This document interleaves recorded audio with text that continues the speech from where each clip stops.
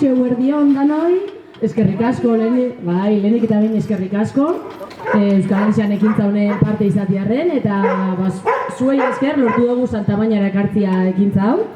Bueno, Euskal Aldizia aurten azaruaren 18tik abenduaren 2 izango da, eta hausen Euskal Aldizan lorpenen panela da, lehenengo ekintza kalera etara duguna Arrasateko Euskal Aldizan lantaldetik. Orduan, panel honen helburua da, aurretik Euskal Aldizan parte hartu dugunok, bai norbanako edo bai entitate moduan, otuzkotxia, bertan, idatziak izatea zer lortu dugun Euskal Aldian parte hartuta, ezta? Eta modu honetan, balizu ematia ez, lorpen hoieri eta ikustaraztia, Euskal Aldizan parte hartzia, badakala bere eragina eta zer lortu gaiken bertan parte hartuta.